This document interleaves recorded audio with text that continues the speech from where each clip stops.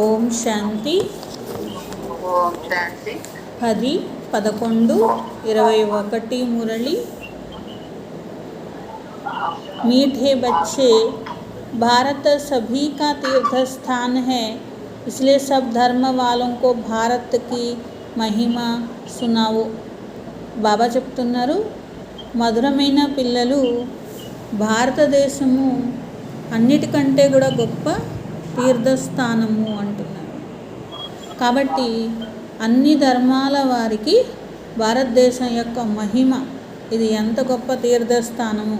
తీర్థస్థానం అంటే లౌకికంలో భక్తి యొక్క తీర్థస్థానం గురించి కాదు, భగవంతుడు అవతరించారు కాబట్టి ఇది అన్నిటికంటే గొప్ప తీర్థస్థానం.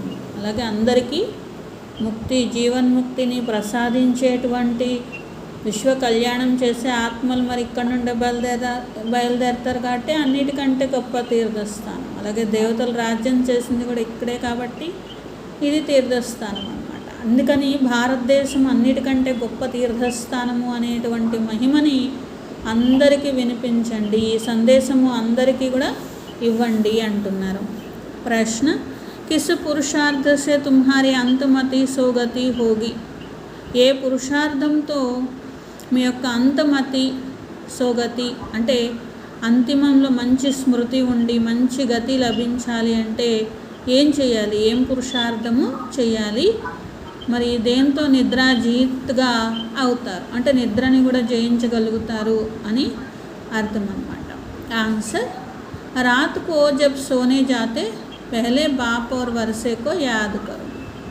మరి బాగా మంచి పురుషార్థం చేసి చివరికి ఒక్క బాబా జ్ఞాపకంలోనే ఆత్మ వెళ్ళాలి బాబా దగ్గరికి, అట్లాగే మంచి గతి పొందాలి అంటే ఏం చెప్తున్నారు బాబా? రాత్రిపూట ఎప్పుడైతే నిద్రపోతారో నిద్రపోవడం కంటే ముందు బాబాని వారసత్వాన్ని జ్ఞాపకం తెచ్చుకొని స్వదర్శన చక్రాన్ని తిప్పండి అంటున్నారు.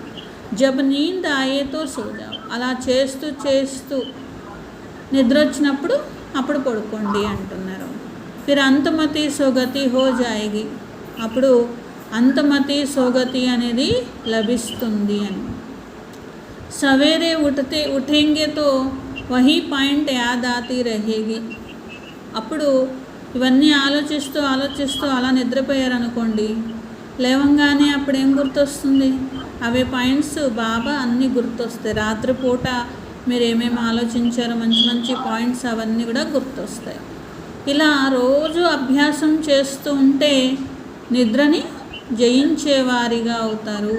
అంటే అమృతవేళ నిద్ర వస్తుంది, లేకపోతే పురుషార్థం బాగా చేయలేకపోతున్నాము అనే కంప్లైంట్ ఉండదన్నమాట. అందుకనే రాత్రి పడుకునే ముందు యోగం చేయడము, ఒక మురళి చదువుకోవడము, లేకపోతే విచార సాగర మంతన చేయడము, చార్ట్ చెప్పడము, ఇవన్నీ బ్రాహ్మణుల యొక్క స్ట్రిక్ట్ నియమం అన్నమాట. తో జో కరేగా సో పాయేగా.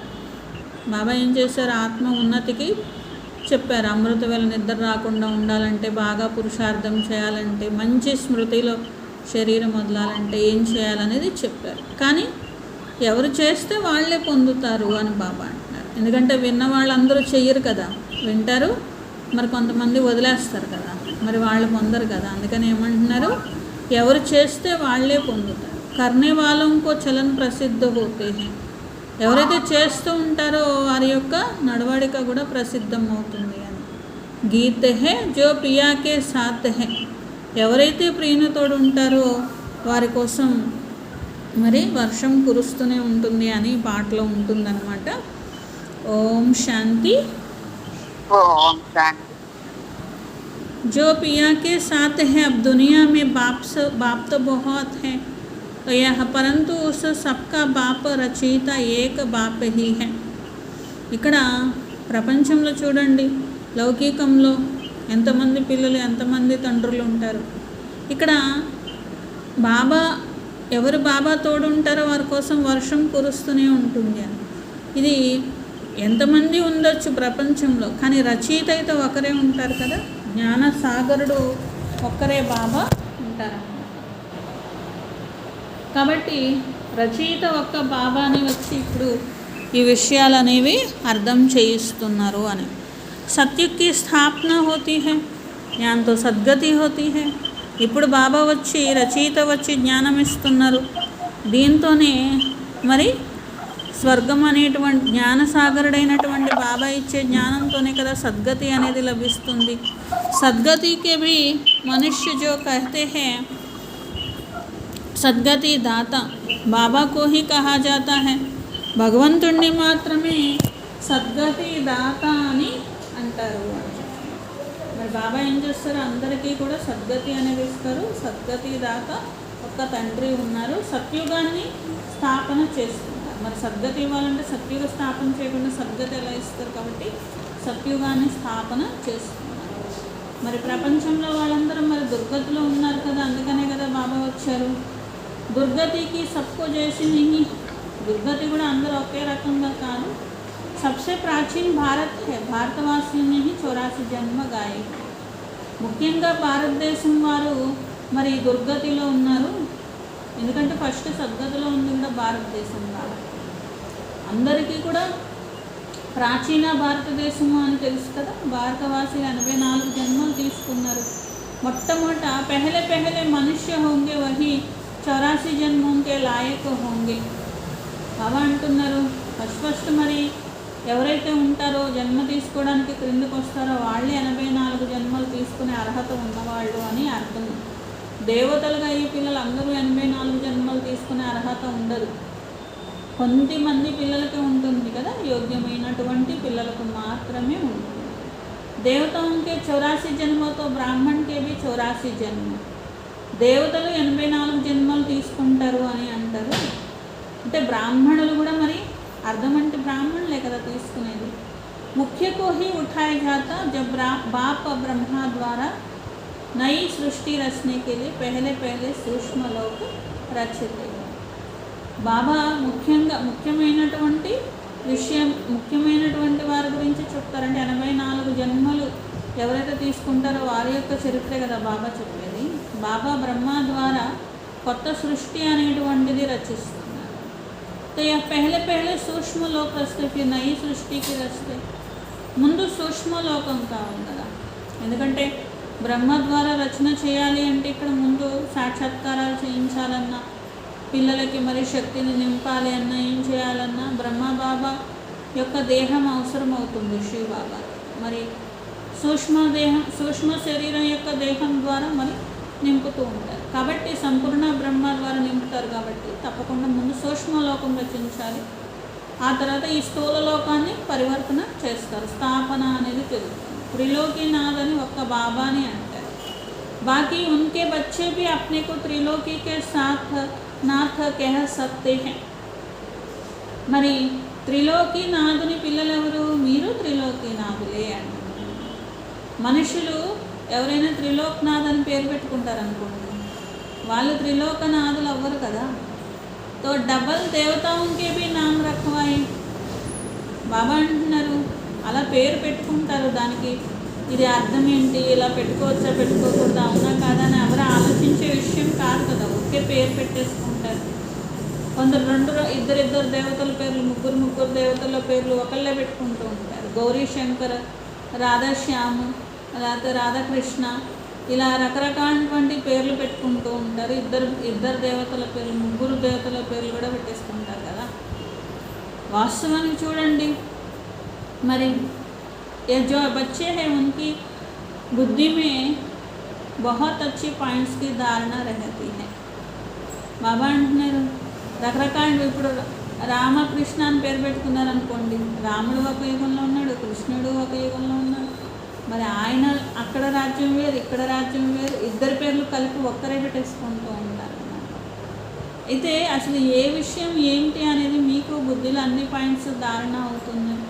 जो होशियार डॉक्टर होगा उनकी बुद्धि में बहुत दवाइयाँ होंगी. బాబా అంటున్నారు ఎవరైతే తెలివైనటువంటి డాక్టర్గా ఉన్నారనుకోండి, వాళ్ళ బుద్ధిలో అన్ని మందులు బాగా గుర్తుంటూ ఉంటాయి అన్నమాట. బాబా అంటున్నారు డాక్టర్కి మందుల పేర్లు, రోగాలు అవన్నీ ఎలా గుర్తుంటాయో, ఏ రోగానికి ఏ మందు ఇవ్వాలి అని అన్ని మైండ్లో ఉంటాయి కదా. మరి మీకు కూడా పాయింట్లు అలా మైండ్లో ఉండాలి. బాబా రోజు అక్కడ ఎలా అయితే కొత్త మందులు కనిపెడుతూ ఉంటే ఆ కొత్త మందుల పేర్లు కూడా వాళ్ళు గుర్తుపెట్టుకుంటారు కదా. మరి మీరు కూడా కొత్త కొత్త పాయింట్స్ వస్తూ ఉంటాయి మురళిలో, ఇవన్నీ కూడా మీరు గుర్తుపెట్టుకుంటూ ఉండాలి. ఇవి మరి ఇతరులకు వినిపించాలంటే మరి ముందు మనం బుద్ధిలో ధారణ చేయాలి కదా. బాబా అంటున్నారు అలా మీరు కూడా కొత్త కొత్త పాయింట్స్ ఏవైతే వస్తాయో అవన్నీ కూడా గుర్తు పెట్టుకుంటూ ఉండాలి. మంచి ప్రాక్టీస్ అనేటువంటిది మరి చేస్తూ ఉండాలి. కొత్త కొత్త పాయింట్స్ని ధారణ కూడా చేస్తూ ఉండాలి.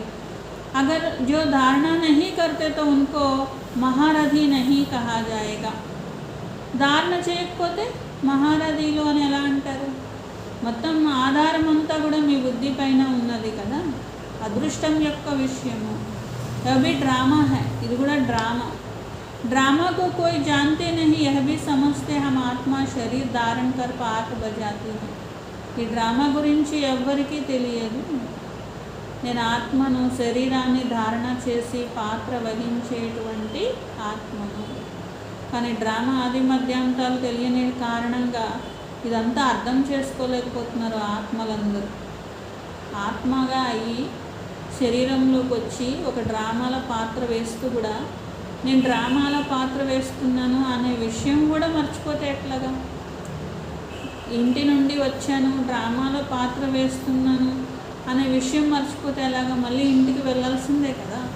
బాబా అంటున్నాడు తెలుసుకోవాల్సిన అవసరం చాలా ఉన్నది. మీరు పాత్ర వహించేటప్పుడు మీకే తెలియకపోతే ఎట్లాగా? కాబట్టి మీ కర్తవ్యము వేరే వాళ్ళకు కూడా చెప్పడము, బాబా పరిచయం ఇవ్వడము, మొత్తం ప్రపంచానికి చెప్పాలి అంటున్నారు. మాకు తెలియదే అనే మాట ఎవరి నోటి నుండి రాకుండా మీరు సందేశం ఇవ్వాలి అంటున్నారు. ఫారెన్ से भी बहुत आने वाले हूँ, सबका प्रबंध करेंगे बॉम्बे में, यह लोग तो समर्थ भी है. బాబా అంటున్నారు విదేశాల నుండి కూడా ఎంతోమంది వస్తూ ఉంటారు. మరి వాళ్ళందరికీ కూడా ఒక మీటింగ్ లాగానో లేకపోతే వాళ్ళకి పరిచయం ఇవ్వడానికి ఒక ప్రోగ్రాము ఏదో ఒకటి ఏర్పాటు చేస్తూ ఉండాలి అని బాబా. బాంబే ఇలాంటి సిటీస్ ఉంటూ ఉంటాయి అనుకోండి, అట్లా స్పెషల్గా విదేశాల నుండి వచ్చే వాళ్ళ కోసమే, ఒక సేవ కోసమే ఒక చోట ఇట్లాంటివన్నీ కూడా ఓపెన్ చేయాలి అని బాబా అంటున్నారు. అట్లా ఆలోచించండి, ఎవరి యొక్క సర్వీస్ చేయొచ్చు, ఎలా చేయొచ్చు అని ఆలోచించండి. బాంబే అంటే అక్కడ బాంబే అంటే బిజినెస్ సిటీ కాబట్టి బాబా అంటున్నారు అన్నమాట. అట్లా ఎక్కడ ఉన్న చోట అక్కడ ఆలోచిస్తూ ఉండాలి కదా. वह लोग तो समर्थ भी है, पैसे तो उनके पास बहुत है, शू को अपना गुरु तो मानेंगे ना, इसलिए समझाया धर्म पिताओं का भी कुछ पाठ है. బాబా అంటున్నారు వారు కూడా అర్థం చేసుకుంటూ ఉంటారు కదా. కొందరైతే అర్థం చేసుకుంటారు, దేవతా ధర్మానికి చెందిన వాళ్ళు ఉంటే, లేకపోతే కనీసం సందేశం అయితే తెలుసుకుంటారు కదా. ప్రతి ఒక్కరూ సందేశం పొందాలి కదా. వారి వద్ద చూడండి వాళ్ళ పాత్ర కూడా కొంత ఉంటూ ఉంటుంది. అందరూ బాబా యొక్క పిల్లలు, కానీ వాళ్ళ ధర్మంలో వాళ్ళు ఉంటూ ఉంటారు. వాళ్ళ ధర్మపితల పాత్ర కూడా మరి సృష్టిలో ఉన్నది కాబట్టి ఉంటుంది. వాళ్ళు ఒకవేళ చెప్పాలి అనుకుంటే చాలామందికి చెప్పగలుగుతూ ఉంటారు కదా. వాళ్ళ దగ్గర ధనం కూడా చాలా ఉంటుంది, అందరికీ మరి చెప్పగలుగుతూ ఉంటారు, ఏర్పాట్లు చేయగలుగుతూ ఉంటారు కదా అంటున్నారు. బచ్చన్ ने शुरू में साक्षात्कार किया था, वह क्राइस्ट इब्राहिम आदि सब आत्माएं मिलते हैं. ఫస్ట్లోనే బాబా పిల్లలకు సాక్షాత్కారంలో చూపించారు. లాస్ట్లో యేసుక్రీస్తు ఆత్మ ఏ శరీరంలో ఉండి వస్తారు, బాబా దగ్గరకు వచ్చి దృష్టి తీసుకొని లాస్ట్కి వెళ్తారు. ఇబ్రహీం ఆత్మ ఏ శరీరంలో ఉండి వస్తారు, అట్లాగే బుద్ధుడి ఆత్మ ఎలా వస్తారు బాబా దగ్గరికి, దృష్టి తీసుకొని వెళ్తారు. ఎందుకంటే మళ్ళీ వాళ్ళు ధర్మస్థాపన చేయాలి అంటే వాళ్ళు లాస్ట్కి దృష్టి తీసుకొని వెళ్ళాలి కదా. బాబా అంటున్నారు కాబట్టి ఈ విధంగా వస్తారు అని మీకు సాక్షాత్కారంలో ముందే చూపించబడింది కదా. तो उनकी फील्ड बनानी चाहिए, सब टूरिस्ट आदि బాంబే में आते रहते. ఎందుకంటే చూడండి టూరిస్ట్ ప్లేస్లు ఉన్నాయనుకోండి, బాంబే లాంటివో లేకపోతే ఇంకా వేరే వేరే ఉన్నాయనుకోండి, అక్కడ ఏర్పాట్లు చేయాలి అంటున్నారు. కొంతమంది చూడండి భారతదేశం అంటే మాకు చాలా ఇష్టము అంటూ ఉంటారు ఫారినర్స్, లాగుతూ ఉంటుంది భారతదేశం అనేది. ఎందుకు? ఇది భారతదేశం అనేది భగవంతుడి యొక్క అవతరణ యొక్క భూమి, అందుకే ఇష్టపడుతూ ఉంటారు అని చెప్పి. మళ్ళీ తర్వాత భగవంతుడు అందరిలో ఉన్నాడు, అన్ని చోట్ల ఉన్నాడు అనడం వల్ల విలువ అనేటువంటిది తెలుసుకోలేకపోతున్నారు, గౌరవం అనేది తెలుసుకోలేకపోతున్నారు. ఇప్పుడు మీకు తెలుసు, బాబా అర్థం చేయిస్తున్నారు. యహ బడా తీర్థస్థానం, భారతదేశం అన్నిటికంటే గొప్ప తీర్థస్థానం. ఎవరైతే సందేశం ఇవ్వడానికి వస్తూ ఉంటారో వాళ్ళని ధర్మస్థాపకులు అని అంటారు.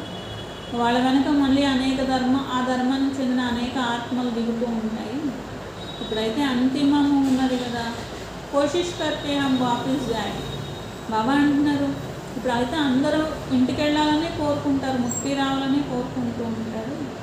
परंतु पूछो उनसे, तुमको यहाँ लाया किसने? इसने क्रिश्चियन धर्म स्थापन किया क्या? उसने तुमको खींच कर यहाँ लाया? अभी सब तंग हो गए हैं वापस जाने के लिए. మరి ఆత్మలందరూ ఒక ధర్మాత్మ వస్తే వెనకాల అందరూ లాగబడినట్లే వచ్చేస్తారు. వాళ్ళు కూడా మరి చెప్పచ్చు ఏ ధర్మం దొరక ఏ ధర్మాత్మ వస్తారు, ఎట్లా కిందకు వస్తారు. కానీ వెళ్ళేటప్పుడైతే వాళ్ళు తీసుకెళ్ళలేరు కదా. ఒక ధర్మాత్మ దిగినప్పుడు ఆ ధర్మానికి చెందిన మిగిలిన ఆత్మలు దిగుతాయి, కానీ వెళ్ళేటప్పుడు వాళ్ళేం తీసుకెళ్ళలేరు. వాళ్ళు కూడా విసిరిపోయి ఉంటాయి, ఆత్మలన్నీ కూడా విసిరిపోయి ఇక ఇంటికి వెళ్ళాలి, ఈ పాత్ర వద్దు అనేటువంటి స్థాయికి అందరూ వచ్చేస్తారు.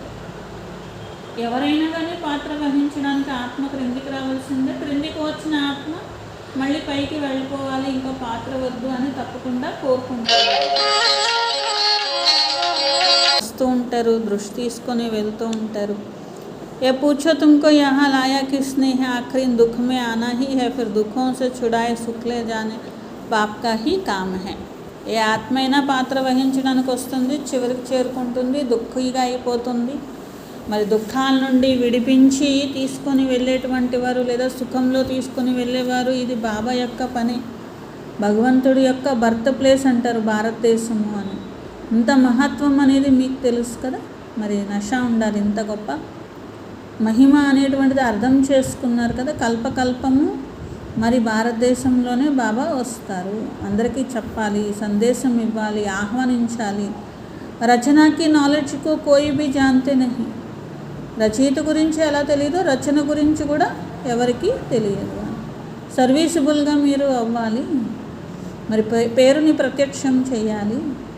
మేళ ఇవన్నీ కూడా అన్ని వైపులా ఏర్పాటు చేసుకుంటూ ఉండాలి.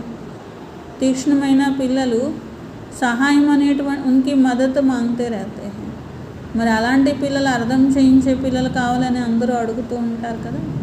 उन्होंने नाम जपते रहते हैं, एक तो शिव बाबा को जपते हैं, तो यह ब्रह्मा बाबा की तीसरी, फिर कुमारिका, फिर गंगे मनोहर को जपेंगे. బాబా అంటున్నారు మరి శివబాబా జ్ఞానం ఇచ్చేటువంటి వారు. మరి శివబాబా యొక్క మహిమ ఎంత ఉన్నతమైనటువంటిది. అందుకనే నామం యొక్క జపం కూడా ఎందుకు చేస్తూ ఉంటారు? జ్ఞానం ఇవ్వమని అడగడం యొక్క విషయం ఇది. అట్లాగే తర్వాత నెక్స్ట్ మహిమ ఎవరిది? బ్రహ్మాబాబా యొక్క జపం చేస్తారు మహిమ. బాబా అంటున్నారు ఇంకా చూడండి, ఎవరైతే విశేషమైన పిల్లలు ఉన్నారనుకోండి, వారి యొక్క మహిమ కూడా ఎంతో ఉంది. కుమారిక, గంగే, మనోహర్ అని బాబా అంటే ప్రకాశ్మణి దాది, గాంగే దాది, మనోహర్ దాది, వీళ్ళందరి గురించి బాబా చెప్తున్నారనమాట. భక్తి మార్గమే హాత్మే మాలా ఫేర్తే హై. ఎవరైతే జ్ఞానం అనేది అందరికీ ఇస్తూ ఉంటారో, సందేశం అనేది అందరికీ తెలియచేసి వారిని బాబా పిల్లలుగా లేకపోతే ముక్తి జీవన్ముక్తి పొందడానికి అర్హులుగా తయారు చేస్తూ ఉంటారో, వారి మహిమే జపమాల రూపంలో తిప్పుతూ ఉంటారు. భక్తి మార్గంలో చూడండి, చేతిలో జపమాల పెట్టుకొని తిప్పుతూ ఉంటారు. अब मुख से नाम जपते हैं, ఫలాని बहुत सर्विसबुल है. మరి ఇక్కడ వారి యొక్క మహిమ జరుగుతుంది, ఫలానా వాళ్ళు మంచి సేవ చేసే పిల్లలు అని. మరి నిరహంకారిగా ఉండడము, మధురంగా ఉండడము, ఇవన్నీ కూడా సేవ చేసే పిల్లల్లోని గొప్ప గుణాలు కదా. దేహాభిమానం లేకుండా ఉండడం, నిరహంకారిగా ఉండడం. कहते हैं ना धूर्ता धरे, तो यहाँ बाप कहते हैं तुम दुखी बने हो तो मुझे याद करेंगे तो मैं भी मदद करूँगा. ఎవరైతే స్నేహం ఇస్తారో వాళ్ళకే స్నేహం దొరుకుతుంది అని ఒక సామెత ఉంటుందన్నమాట. ధుర్తా ఘురాయ అని చెప్పి ఒక సామెత ఉంటుందన్నమాట. బాబా అంటున్నారు మరి అందరూ దుఃఖీగా అయిపోయారు కదా, ఇప్పుడు జ్ఞాపకం అనేది చేసినట్లయితేనే బాబా సహాయం అనేది పొందగలుగుతూ ఉంటారు.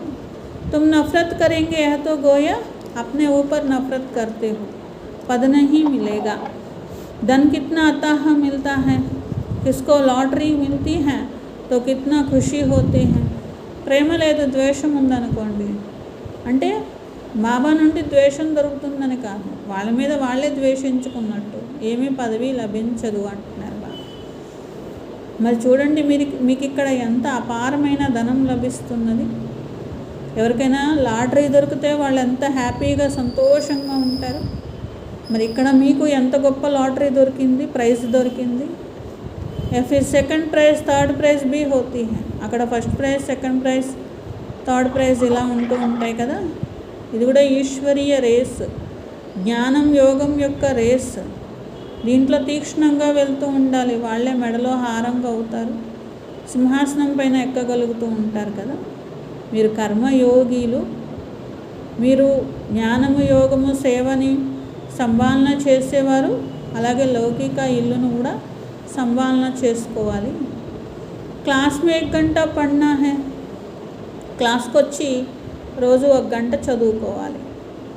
ఫిర్ ఘర్ మే జాకర్ రివైజ్ కర్, మళ్ళీ ఇంటికి వెళ్ళి మళ్ళీ రివైజ్ చేసుకోవాలి. స్కూల్కి వెళ్ళాలి కదా, స్కూల్ మే బి ఐసే కర్తే హైనా, చదువు అంటే అంతే కదా. స్కూల్కి వెళ్తారు, స్కూల్కి వెళ్ళి చదువుకుంటారు, మళ్ళీ ఇంటికి వచ్చి చదువుకుంటారు, రివైజ్ చేసుకుంటారు. తో యహ బాప్ कहते हैं 1 घड़ी ఆधी घड़ी, అలాగే ఇది కూడా స్కూలే. మరి ఇక్కడ చదువుకోవాలి, మళ్ళీ ఇంటికి వెళ్ళి రివైజ్ కూడా చేసుకోవాలి. ఇట్లా 1 గడియ అర గడియ రోజంతట్లో దిన్మే 8 గడి హోతీ హై, రోజంటే పగలు 8 గడియలు ఉంటాయి అంటారు. తో ఉస్మే భీ బాప్ कहते हैं 1 घड़ी 1 ఆधी घड़ी, మరి దాంట్లో కూడా 1 గడియ 2 గడియలు అంటే ఒక 15 నిమిషాలు, ఒక 20 నిమిషాలు. यहाँ 10 मिनट भी क्लास में पढ़कर धारण कर फिर దందా దౌరీ के చక్ర में लगाओ. మాకు అసలు క్లాస్కి రావడానికి టైం లేదు, మేము స్కూల్కి రాలేము అనకూడదు. చదువు అంటే స్కూల్కి రావాలి కదా. పోనీ అస్సలు కుదరలేదు, కనీసం ఒక 15 నిమిషాలు 20 నిమిషాలన్నా వచ్చి క్లాస్లో కూర్చోవాలి అంటున్నారు. వ్యాపారం ఉంది, పని ఉంది అని అంటారు. సరే పోనీ 10 నిమిషాలు 15 నిమిషాలైనా వచ్చి కూర్చొని చదువుకొని ధారణ చేసి అప్పుడు మీ పనులు చేసుకోండి, వ్యాపారంలో వెళ్ళండి. ఆగే తుమ్కో బాబా బిఠాతే తో బాప్కి యాద్ మే బైఠో, అలాగే బాబా స్పెషల్గా యోగం చేయడానికి కూర్చోబెట్టుకునేవాళ్ళు. అలాగే క్లాస్ చెప్పడానికి ఎలా అయితే బాబా కూర్చోబెట్టుకొని క్లాస్ చెప్తారో, అట్లాగే యోగం చేయడానికి కూడా బాబా కూర్చోబెట్టి చేయించేటువంటి వారు. పిల్లలు ఇప్పుడు కూర్చోండి, ఇప్పుడు బాబా దగ్గర కూర్చొని మీరు స్వదర్శన చక్రం తిప్పండి అని. యహ యాద్ కా జ్ఞాన్తో థానా, యోగం చేయాలన్న జ్ఞానం కావాలి, జ్ఞానం లేకపోతే యోగం ఎలా చేస్తారు. బాబా వారసత్వం గుర్తు చేసుకోవాలి, స్వదర్శన చక్రాన్ని తిప్పాలి, అప్పుడు మీకు నిద్ర రాదు చూడండి అంటున్నారు. ఇలా అభ్యాసం చాలా చేయాలి. చేస్తూ చేస్తూ మీకు ఒక రోజుకి అసలు అమృతవేళ నిద్ర అంటే కూడా రాదనమాట. అలా నిద్రాజీత్తుగా అయిపోతారు. కానీ జో కరేగా సో పాయేగా, బాబా చేయమని చెప్పారు కానీ ఎవరు చేస్తేనే వాళ్ళే అవుతారు, కానీ చేయని వాళ్ళు అవ్వరు కదా. కర్నే వాలే కా దేఖ్నే మే ఆతా హై చలన్ ప్రసిద్ధ హోతా, చేసేవాళ్ళు ఎవరు, చేయని వాళ్ళు ఎవరు, మరి క్లాస్లో వినేవాళ్ళు ఎవరు, వినని వాళ్ళు, అన్నీ తెలిసిపోతూనే ఉంటాయి. నడవడిక ప్రసిద్ధం అవుతూనే ఉంటుంది కదా. విచార సాగర మంథన చేయాలి, ధారణ చేయాలి అంటున్నారు. చూసుకుంటూ కూడా ఉండాలి, నాలో ఏమన్నా లోభం ఉందా, ఇది పాత శరీరము కాబట్టి కొంచెం ఇదే కదా, మరి దీంతోనే కదా మీరు సేవ చేస్తారు, కాబట్టి దీన్ని జాగ్రత్తగా కూడా చూసుకుంటూ కూడా ఉండాలి. ఎందుకంటే ఈ శరీరం బాగుంటేనే కదా అసలు జ్ఞానం వినాలన్నా, యోగం చేయాలన్నా, ధారణ చేయాలన్నా, అన్నీ చేయాలన్నా. ధారణ నహీ హోగి తో శరీర్ और సడతా జాయేగా. కేవలం దీనికి రెస్ట్ ఇస్తున్నాము, జ్ఞానం యోగం ఏం లేవు అంటే అది కూడా ఏమైపోతుంది, నశించిపోతూ ఉంటుంది, అంటే కుసించిపోతూ ఉంటుంది అంటారు కదా. అట్లా సడితే సడితే బిల్కుల్ కబర్ దాఖిల్ హో జాయేగా. రేపు పొద్దున ఎలాగో శ్మశానానికి వెళ్తుంది కదా. బాబా అంటున్నారు ఇది సమాప్తమే అవుతుంది పిల్లలు, అంటే దానికోసమే, దాని వెనకే 24 గంటలు పడకూడదని ఇక్కడ అర్థం అనమాట. ఒక రోజుకైతే సమాప్తమే అవుతుంది కాబట్టి ఎంతవరకు జాగ్రత్త తీసుకోవాలి, జ్ఞానము యోగము అభ్యాసానికి పనికొచ్చేలాగా అంత అటెన్షన్గా చూసుకోవాలి అంటున్నారు బాబా. కొత్త శరీరము భవిష్యత్తులో లభిస్తుంది, ఇదైతే పనికిరాంది అయిపోతుంది కదా. ఆత్మ పవిత్రంగా తయారు కావాలి. ఇది మురికి వస్త్రము అంటారు శరీరం గురించి. కిత్నా భీ పౌడర్ లగాओ తో భీ వర్తనాట్యే పెని హై. బాగా మురికి పట్టిపోయిన గుడ్డకి ఎంత శుభ్రంగా పౌడర్ రాసిన లాభమే ఉందని బాబా.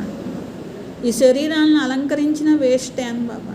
అంత పనికిరాని శరీరాలు ఇవన్నీ కూడా.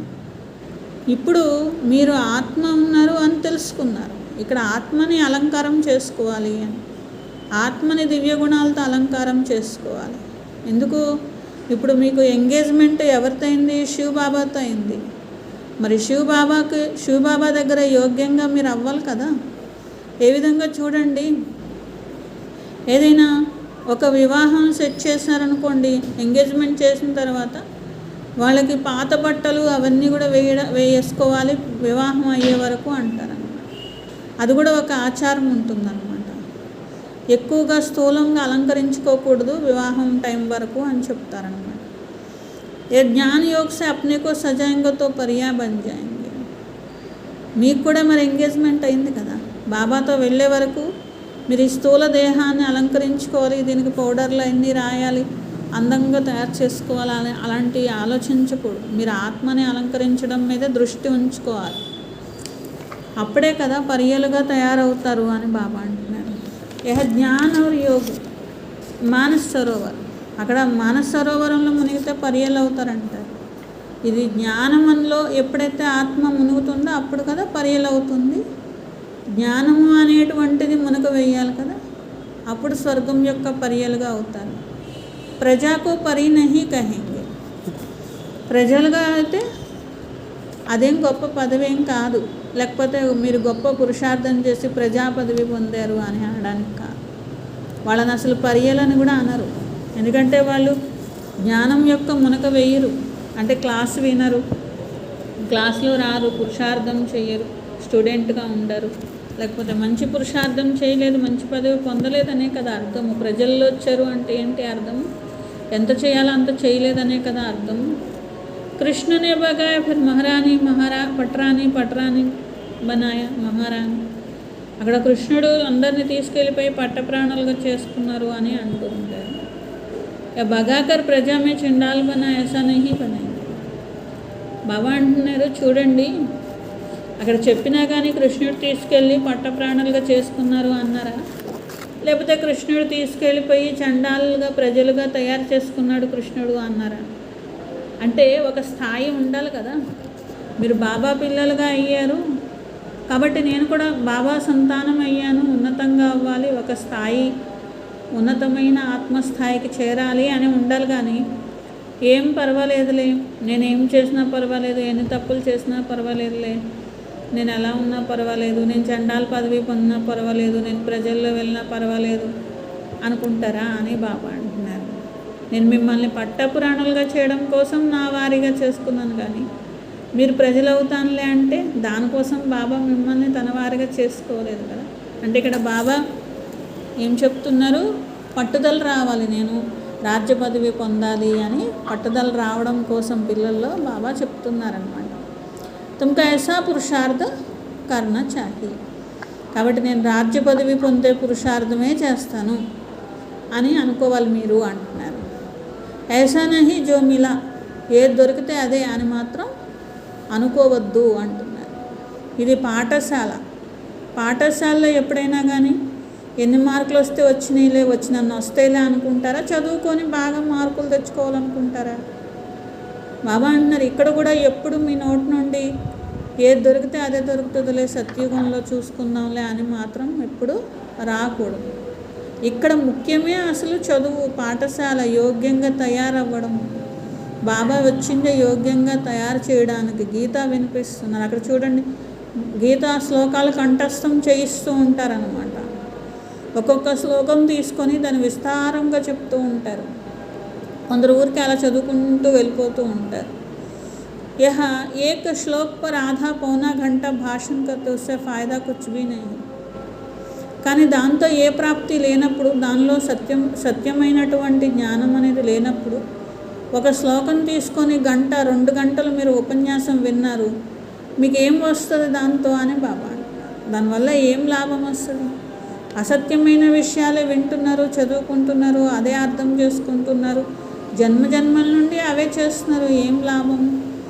ఇక్కడ మీరు చదువుకునేది అక్కడలాంటి గీతా శ్లోకాలు కాదు, లేకపోతే ఏదో కంఠస్థం చేసేవి కాదు. ఇది చదువు. ఒక స్కూల్లో స్టూడెంట్ చదువుకొని ఒక తెలివిని ఎట్లా సంపాదిస్తారో మీరు కూడా జ్ఞానము అనేటువంటిది అలా సంపాదిస్తున్నారు, శక్తిని అలా సంపాదిస్తున్నారు. అంతేగాని ఒక ఊరికినే బాబా చెప్పింది కంఠస్థం చేయడానికి కూర్చోలేదు మీరు ఇక్కడ. మీ లక్ష్యం మీకు తెలుసు కదా, మీరు ఎలా అవ్వాలి, ఇలాంటి దేవతగా నేను అవ్వాలి అనే లక్ష్యంతో మీరు ఇక్కడ చదువుకుంటున్నారు. పద్యాలు కంఠస్థం చేయడం, గంటల గంటల ఉపన్యాసం దానికోసం కాదు కదా. అక్కడ వేదం చదువుతారు, శాస్త్రం చదువుతారు. దాంతో వచ్చే లక్ష్యం ఏంటి? పురుషార్థం చెయ్యండి అంటున్నారు బాబా. అక్కడ ఎన్ని చదివితే ఏం లభిస్తుంది? భక్తి అంటారు దాన్ని, అంతే. సో తో రాత్ హే బాద్ దిన్ జాయ్ జరూర్ హోగా. రాత్రి తర్వాత పగలు తప్పకుండా వస్తుంది. కల్పం యొక్క ఆయుష్ ఇంత అంత అని చెప్తూ ఉంటారు. యహ యోగ బల్ సే కామ్ నికాల్నా, అగర్ నహీ కర్ సక్తే తో గోయా తాకత్ నహీ హై. యోగ బలంతో ప్రతి పని చేసుకోవడం అలవాటు రావాలి. యోగ శక్తి సంపాదించుకోవాలి, యోగ బలం ద్వారా కర్మ చేయాలి. బాబా అంటున్నారు మీకే ఇది రావాలి, శక్తి మీరే సంపాదించుకోవాలి అంటున్నారు. ఒకవేళ కనుక మీరు శక్తి సంపాదించుకోకపోతే మీరే కదా శక్తిహీనం అవుతారు. మాటి మాటికి బాబాని అడుగుతూ ఉంటారే ఏంటి, బాబా మీ శక్తితో ఈ పని చేయండి, మీ శక్తితో ఈ పని చేయండి అని. బాబా అంటారు మీరే శక్తి సంపాదించుకొని కర్మ చేయడం నేర్చుకోవాలి, యోగ బలంతో కర్మ చేయడము అంటున్నారు. ఒకవేళ అలా మాటికి శక్తి లేదు అంటే యోగం కూడా సరిగా లేనట్లే కదా. బాబా సహాయం ఎవరు లభిస్తుంది? యోగయుక్తంగా ఉన్న పిల్లలకు లభిస్తుంది కదా. డ్రామాలో ఇవన్నీ రిపీట్ అవుతూనే ఉంటాయి. సెకండ్ ఏదైతే జరుగుతుందో టిక్ టిక్ అంటుందో అన్నీ నడుస్తూనే ఉంటాయి. మేము శ్రీమతం ప్రమాణంగా అంటే బాబా ఏ ఆజ్ఞ ఇస్తున్నారో అలాంటి కర్మలే చేయాలి. ఒకవేళ అలాంటి శ్రేష్టమైన కర్మ చేయలేదనుకోండి, ఆత్మ శ్రేష్టంగా ఎలా అవుతుంది? పిల్లలు అందరు ఆత్మలాగానే ఉంటారు కదా, శ్రేష్ఠ ఆత్మలు ఎలా అవుతారు? మీరు నంబర్ వారు ఉండొచ్చు, అంటే ఒకరికి కొన్ని ఎక్కువ మార్కులు రావచ్చు, ఒకరికి కొన్ని తక్కువ మార్కులు రావచ్చు. కానీ శ్రేష్ఠ కర్మ అయితే చెయ్యాలి కదా. ఎక్కువ శ్రేష్ఠ కర్మ, తక్కువ శ్రేష్ఠ కర్మ అని ఉంటుంది. కానీ అసలు శ్రేష్ఠ కర్మ చేయకపోతే శ్రేష్ఠ ప్రపంచంలో వాళ్ళలాగా ఉంటే లాభం ఏముంది? శ్రేష్ఠ కర్మ అంటే శ్రీమతం అనుసారంగా బాబా ఏదైతే చెప్తున్నారో అది శ్రేష్ఠ కర్మ. ఓ లోగ్ సమస్తే హమ్ ఏక్ హో జాయే పర్ అర్ధ కా పతా నహీ హై. వాళ్ళందరూ అంత భూమి మీద అందరూ ఏకమైపోతే బాగుండు అని. ఏకమవుతారు కానీ ఎలా అవుతారు? అర్థం తెలియదు కదా. ఇక్కడ ఆత్మలందరూ కూడా ఒకే తండ్రి పిల్లలు. చూస్తే ఒక్కటే, నిజం చెప్పాలంటే ఒక్కటే కదా, వేరు లేదు కదా. అందరు ఆత్మలు సోదరులు అయ్యారు అంటే ఏకత ఉన్నది కదా. కానీ ఇది అర్థం చేసుకోరు కదా. నువ్వు నేను బాయి అనడం స్లోగన్స్ చెప్తారు అంతే. ఇక్కడ మీరు శ్రీమతంతో అర్థం చేసుకుంటున్నారు. ఇక్కడ ఏకమతం మీద నడుస్తారు. బాబా ఏ మతాన్ని ఇస్తే దాని మీదే నడుస్తారు. దీన్ని ఏకమతం అంటారు. అంతేగాని వాళ్ళ అభిప్రాయం వీళ్ళ అభిప్రాయం కలుపుకొని నడవడం కాదు ఇక్కడ జరిగేది. అందరూ ఒక్క శివబాబా చెప్పినట్టు వింటున్నారు కాబట్టి ఏకమతం అంటారు దీన్ని. బాబా చెప్పినట్టు, టీచర్ చెప్పినట్లు, గురువు చెప్పినట్లు మీరు వింటున్నారు. ఇక్కడ ముగ్గురు ఒక్కరే, ఏకమతం, శ్రీమతం. దీంతోనే మీరు శ్రేష్టంగా అవుతారు. లేకపోతే అగర్ శ్రీమత్ పర్ నహీ చలేంగే శ్రేష్ఠ నహీ బనేంగే. శ్రీమతం మీద నడవకపోతే శ్రేష్టంగా అవ్వరు. ఏకదం నహీ చలేంగేతో ఖతం హో జాయేంగే. అసలే నడవని వాళ్ళు ఒక రోజుకి ఇక్కడ నిలబడలేరు అని బాబా అంటున్నారు. ఇక్కడ ఉండాలి అన్న శ్రీమతం మీద నడిస్తేనే ఉండగలుగుతారు. అంత కొంతన నడవాలి. అసలు ఏం నడవని వాళ్ళు ఇక్కడ ఉండను కూడా ఉండలేరు అంటున్నారు. పూరా శ్రీమత్ పర్ నహీ చలేగా తో శ్రేష్ఠ నహీ బనేంగే. రేస్ మే జో లాయక్ హోషియార్ హోతే ఉన్కి హీ రఖతే హై. ఒక రేసులో పాల్గొనాలి అన్నా కూడా ఒక యోగ్యత కావాలి. అందరూ వెళ్ళిపోయి రేసులో పాల్గొనలేరు కదా. కొందరు కొంత శ్రీమతం పాటిస్తారు, కొందరు కొంత పాటిస్తారు. అందుకే రేసులో నిలబడి ఉన్నారు. అసలు పాటించకపోతే రేస్లోనే ఉండరు వాళ్ళు. ఏ అచ్చైతే ఘోడే నికాల్తే క్యూంకి లాటరీ బి బడి రక్తి హై. అక్కడ గుర్ర పందాలు ఇవన్నీ కూడా పెడుతూ ఉంటారు. పెద్ద పెద్ద ధనం యొక్క అంటే ధనంతో ఆడుతూ ఉంటారు కదా. అది గుర్రాల మీద పెట్టి గుర్రాల మీద ఆడి ఫస్ట్ సెకండ్ ఇట్లా నిర్ణయం చేసుకుంటారు. చాలా లాభం పొందుతూ ఉంటారు వాళ్ళు. అది బాబా అంటున్నారు. ఇదేమో హ్యూమన్ అశ్వం, హ్యూమన్ అశ్వాల రేస్ అంటున్నారు. హుసేన్ కా घोड़ा అని చూపిస్తారు. ये हिंसा 2 प्रकार की होती, नंबर 1 है काम कटारी, दो आधा कल्प से अपना ही खून दूसरे का भी खून करते आए हो. బాబా అంటున్నారు హింస 2 రకాలు. నంబర్ 1 హింస అంటే కామ వికారం, అర్ధకల్పం నుండి మిమ్మల్ని మీరు హత్య చేసుకున్నారు, ఇతరులకి హత్య చేశారు. ఇప్పుడు ఏసి హింసకు కోయి జాంతేనే, కామ వికారం ఒక హింస అనేది ఎవరికి తెలియదు. సన్యాసులు కూడా కనీసం చెప్పే ధైర్యం చేయరు. వాళ్ళ ఊరికి అంటారా దాని జోలికి వెళ్ళకూడదు అని అంటూ ఉంటారు అంతే. బాప్తో కైతే బచ్చే యహ మహాశత్రు హే, బాబా ఏమని చెప్తారు, పిల్లలు ఈ వికారం మీకు మహాశత్రువు, అసలు మీ ఆత్మకి ఆది మధ్య అంత దుఃఖానికి కారణం ఇదే, ఇది మీరు చెప్పాలి అందరికీ కూడా అని బాబా. ప్రవృత్తి మార్గం యొక్క రాజయోగం, మీరు పవిత్రంగా అవ్వండి అంటారు. వాళ్ళు చేసేది హఠయోగం. అక్కడ శంకరాచార్యుడు హఠయోగం నేర్పించారు, రాజయోగం కాదు కదా. మీకు శివాచార్యుడు రాజయోగం నేర్పిస్తున్నారు. ఇంకా ముందుకు వెళ్తే మీ ప్రత్యక్షత అన్ని చోట్ల జరుగుతుంది. చివరికి ఎన్నో ప్రశ్నలు కూడా వేస్తూ ఉంటారనమాట. మరి దేవతలు 84 జన్మలు తీసుకుంటారు, 5000 సంవత్సరాలు. మరి క్రిస్టియన్స్ ఎన్ని తీసుకుంటారు, ఇలా అలా అడుగుతూ ఉంటారు. దాన్ని బట్టి అర్థం చేసుకోవచ్చు కదా ఎవరి ధర్మం ఎప్పుడు వస్తుంది, దాన్ని బట్టి ఎన్ని జన్మలు ఉంటాయి. ఇప్పుడు క్రైస్ట్ వచ్చి 2000 సంవత్సరాలు అయిందనుకోండి, మరి ఇప్పుడు 2021 కదా. మరి 2021 అంటే ఎన్ని సంవత్సరాల క్రితం ద్వాపర యుగంలో ఎంత టైం గడిచాకొచ్చారు, ఇట్లా లెక్కేసేయచ్చు. అప్పటికి 63 జన్మలు ఉంటే ద్వాపర యుగం నుండి కలియుగం వరకు. క్రైస్ట్ వచ్చేసరికి ఒక 500 సంవత్సరాలు గడిచిపోతుంది. కాబట్టి సుమారుగా ఎన్ని జన్మలు ఉంటాయి, ఎన్నున్నా 60 లోపే ఉంటాయి కదా, 30 ఉంటాయి, 40 ఉంటాయి. హిసాబ్ కరో, లెక్క వేయచ్చు కదా, 30, 32 అర్థమైపోతూ ఉంటుంది. బహుత్ సుఖ్ దేఖతే హే, బహుత్ దుఃఖ్ భీ దేఖతే హే. మీవి 84. మీరు ఫస్ట్లో చాలా సుఖం చూస్తారు, చివరికి వచ్చేసరికి దుఃఖం కూడా చూశారు. అన్ని ధర్మాల వాళ్ళకి చాలా తక్కువ సుఖం చూస్తారు వాళ్ళు. అందుకనే దుఃఖం కూడా అలాగే సమాప్తి అయిపోతుంది, యావరేజ్ లెక్క వేయబడుతుంది కదా.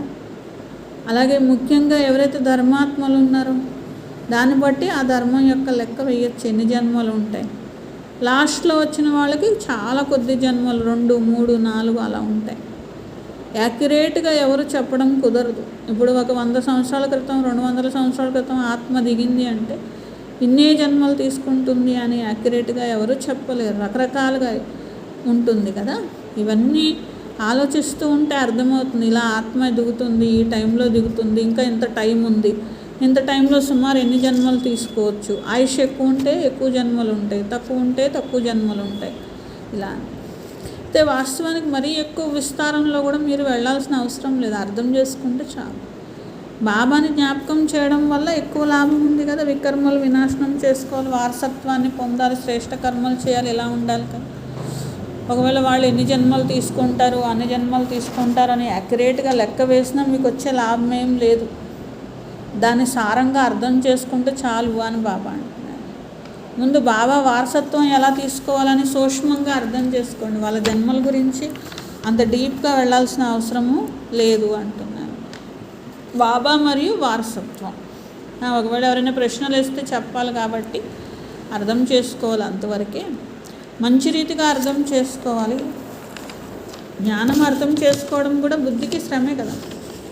పూర్తిగా అర్థం చేసుకోవాలి, ధారణ చేయాలి అంటే. कई बच्चे मुंबई में तो बहुत मेहनत कर रहे हैं क्योंकि उनको बहुत सक्सेसफुल होना है, उनको बुद्धि चाहिए, बाबा के धन से बहुत लव चाहिए.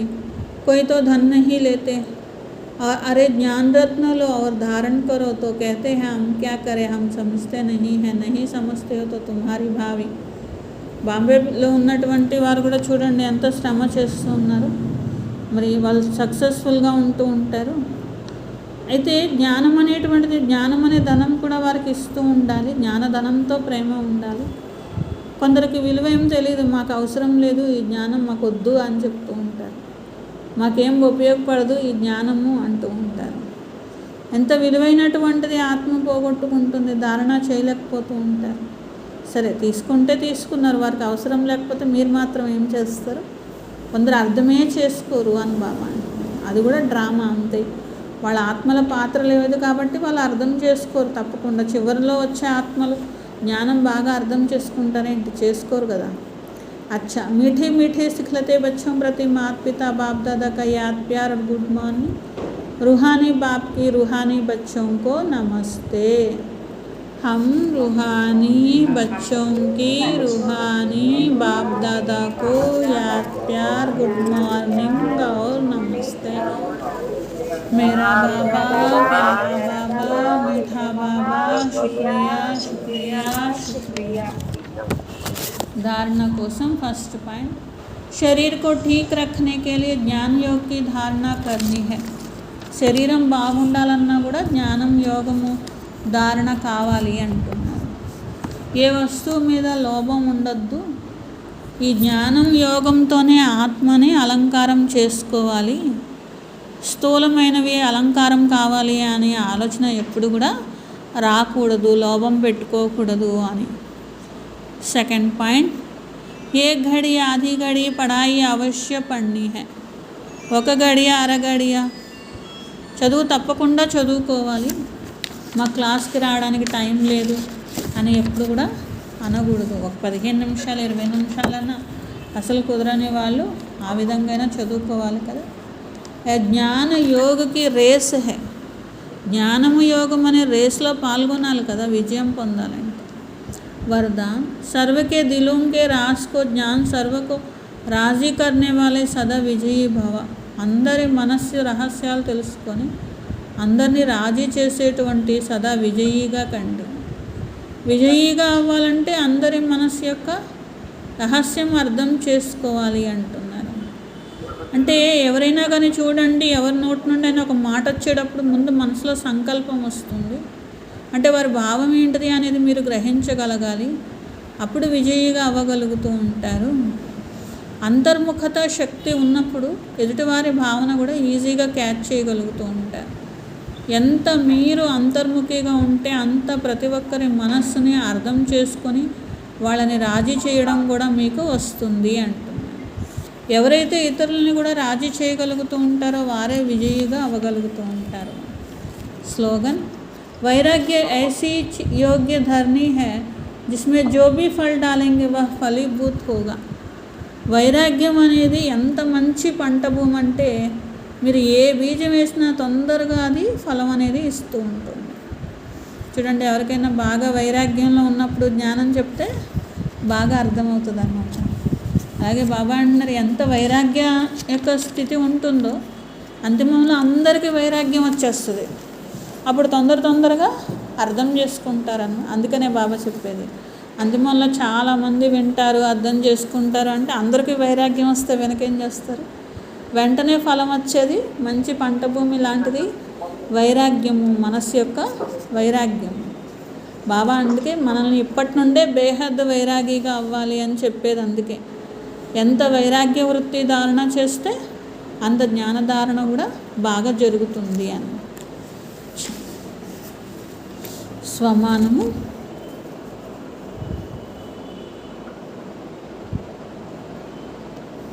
సదా విజయీ ఆత్మను.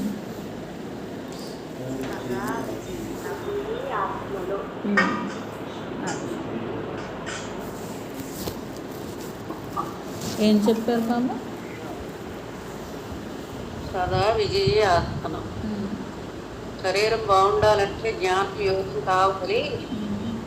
ఒక గడియ అరగడియ జ్ఞాపకం రావాలి, క్లాసుకు రావాలి. అందరినీ రాజీగా చేసుకుంటుంటే విజయంగా అవుతారు. భావాన్ని జ్ఞాపకంలోనే వికర్మలు వినక్తులు అవుతాయి, వారసత్వం పొందుతారు అన్నారు బాబా. వైరాగ్యం రావాలంటే వైరాగ్యం అనే భూమిలో బీజం తొందరగా ఫలం అనేది ఇస్తుంది. ఇంకా వేరే ఎవరైనా చెప్పండి, చెప్పని వాళ్ళు చెప్పండి. పడుకునేటప్పుడు ఏం చేయమన్నారు?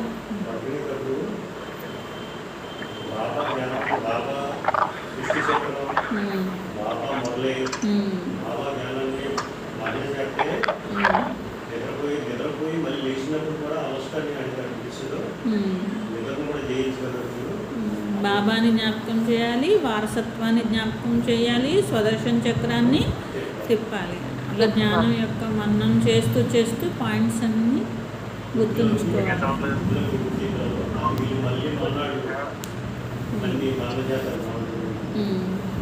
అచ్చా, ఇంకెవరైనా చెప్తారా? హింస రెండు రకాలు. ఒకటి కామకట్నం. దీనివల్ల అర్థకాలం నుంచి మిమ్మల్ని మీరే మోసం చేసుకున్నారు. ఆది మధ్యాంత ఇతరులు కూడా మారుస్తున్నారు. అచ్చా,